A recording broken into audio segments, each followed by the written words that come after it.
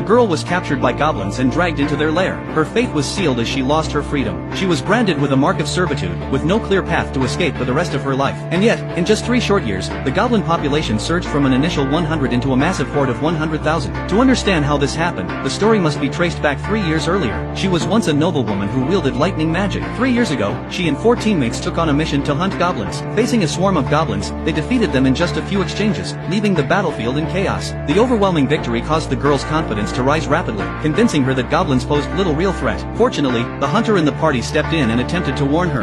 油断は褒められたものではないな。私に秘策ありですわ。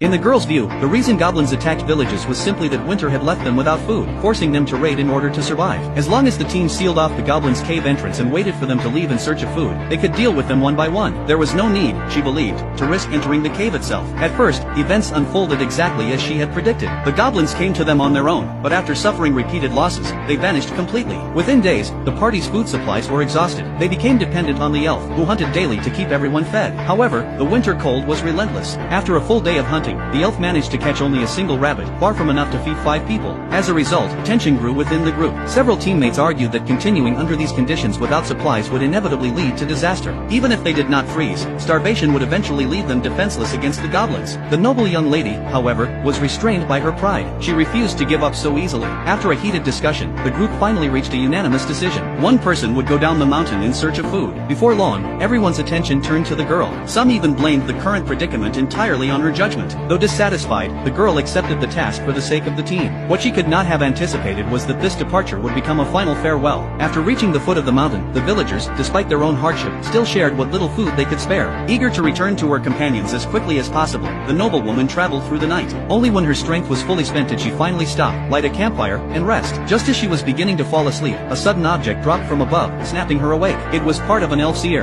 The girl instantly became alert. Looking up, she realized she was completely surrounded by goblins. She reached for her sword to fight back, but the extreme cold had frozen the blade in place. In the next moment, the goblins closed in all at once, and the story returned to the tragedy described at the very beginning.